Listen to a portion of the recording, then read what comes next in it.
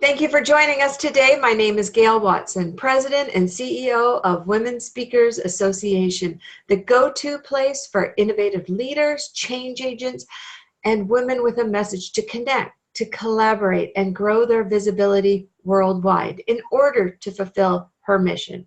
As part of this mission, we are excited to introduce you to Voices of the 21st Century, a book featuring a collection of female voices rising up to educate, guide, and inspire you. And here with us today is our featured author, Dee Dee Vicino. Welcome to the show, Dee Dee. Thank you, Gail. It's such an honor to be here with you today. I really appreciate you having me. We're excited to have you too. And you know, I love your story. We talk about the subtitle of Voices of the 21st Century, a bold, brave, and brilliant woman who shares her powerful story, and you do. You have a story that relates to many people.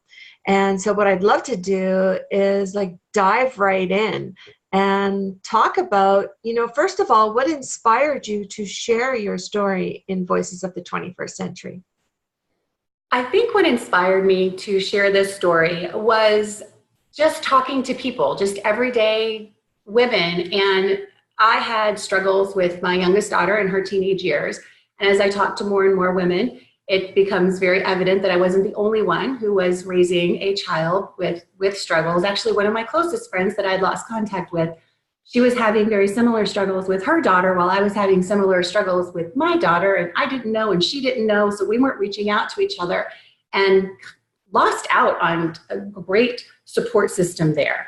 And I think the more we talk and the more we come out of our shell and out of our little scary closet, because we want everybody to think we have this perfect little life, that we can come together and support each other and help each other through the very difficult times. So the reason I wanted to share this story was to let women know you are not alone.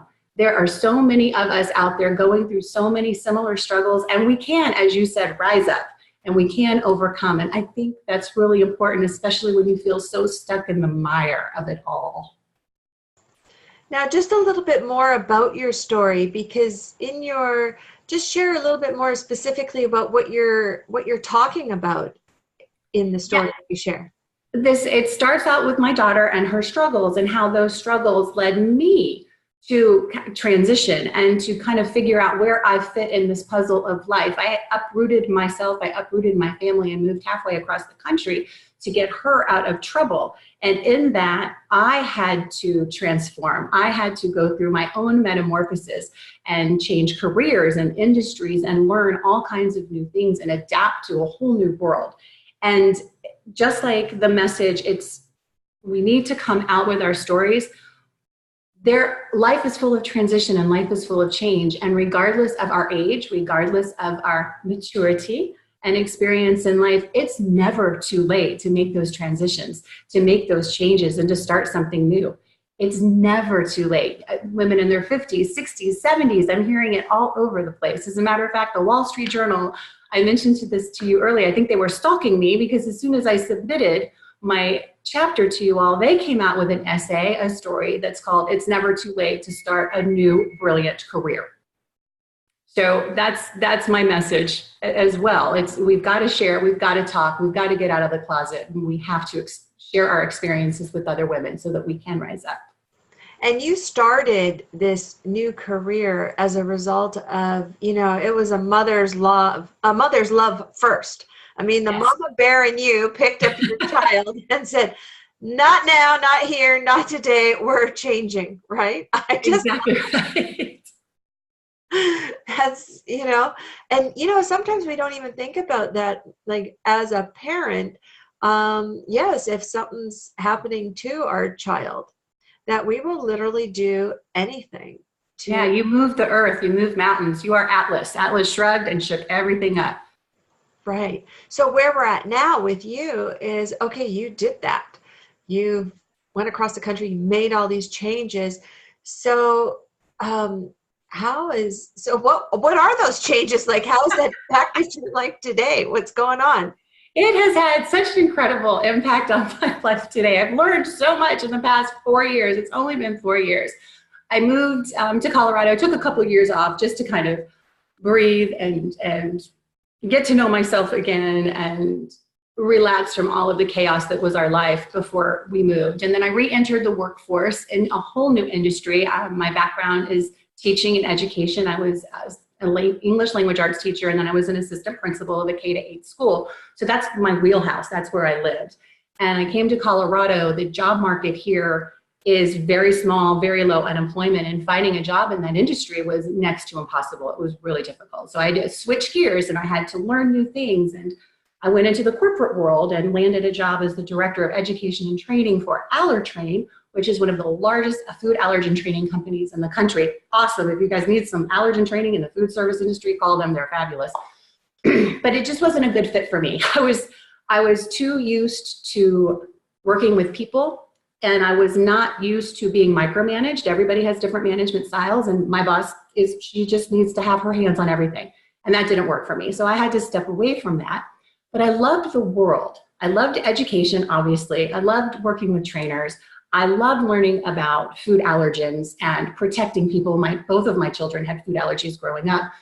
So it really spoke to me and resonated with me. So I went out on my own and leap of faith started my own business. And part of that is writing a book and getting on stages publicly and speaking to the public at large about food allergies and allergens and creating safe space in the workplace, in the classroom, and hospitals for people with food allergies. So it's been a whole new journey, a complete shift. The education piece is still there, which is great, but everything else is really new. So I'm just kind of learning as I go.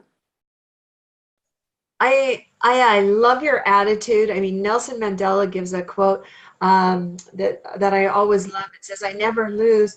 I either win or I learn." And you are the epitome of a constant learner. I love it. I mean, being in that education world is fantastic. Okay, so now you have a book. You said a cookbook. I do. Transition. Let's check it out. I would love to.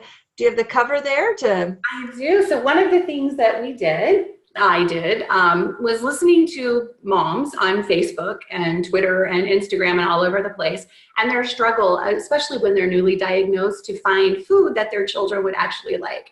So we did some experimenting and playing, and we compiled the top 19 for 2019. So these are 19 family-friendly, kid-tested, parent-approved meals that you can make that are safe and free of the top 8 allergens. And it includes links, and it includes suggested products. I don't get paid by any of these people, any of these products. They're just there for your convenience. And it's a fun cookbook, and people really seem to like it. And it's big print. So if you're like me and have old eyes, you can still see. Exactly. Thanks, Dee Dee. All right, I mean, when I take a step back and let's do the 40,000 view on you, just uprooting your life and changing and morphing, and now starting that next chapter of your life. I mean, you do it with all this big smile on your face, and you make it seem really, really easy. So I know there's listeners right now going, you know what, I'm maybe needing to create a change, or I'm in the midst of change, and it doesn't feel that easy. Do you have any words of wisdom that you would like to leave with our listeners, to those who are in transition? I do, because I have been stuck in that mire, and I have been on the couch, and it's been hard to get off of the couch. So when you're in that transition and you're feeling frustrated, I certainly understand it. And what helped me, and I think what helped so many, is having it may sound cliche, but it's the I can attitude. Stop focusing on what you can't do. Because if you can't do it, you can't do it. Why are you even thinking about it? Think about what you can do. What can I do? What road can I take? What avenues are open to me? And pursue those. And every single study shows that when you think positively, when you look at the glass half full, when you think about the things you can do and you get away from the crap that you can't do, you feel better, you're happier, and then you are more motivated to move forward. So you have to have a yes, I can attitude. You absolutely have to, moving forward. I love that. Yes, I can. All right, Dee Dee, we need to know, because I know I want to do this. How do we get a copy of your book? And, also remember Dee Dee's story. She goes more in depth about her story in Voices of the 21st Century. And I'm sure she would love to send you a signed, autographed, or even a personal message in there. So how can we order either Voices of the 21st Century from you or that fabulous cookbook? The Voices Cookbook is super easy. The Voices Cookbook is not a cookbook. The Voices book is really easy. It's just my name. It's Dee Dee, D-E-E, Vicino, V-I-C-I-N-O, at DeeDeeVicino.com. So, oh no, it's just Dee Dee at DeeDeeVicino.com. I'm learning. It's a new website for me. So you can find the book at DeeDeeVicino.com. The cookbook you can find at our business site, which is Aller, A-L-L-E-R, Cuisine, CUISINE.com. So allercuisine.com or DeeDeeVicino.com. Dee Dee. And you can see on the screen, it is the letter D, the letter E, the letter E. So Dee Dee. I love that name. All right. Dee Dee, it's been a pleasure having you, and thank you for joining us today. And thanks, Gail, for having me. I really appreciate it. It's been fun. Yeah, and I love your positivity. It's super infectious. So thank you very much for sharing it. Well, thank you. Okay, and to our listeners, I want to thank you for joining us today. Please come in again, join us again next week to hear from another amazing woman share her powerful story. So until then, thank you. Bye.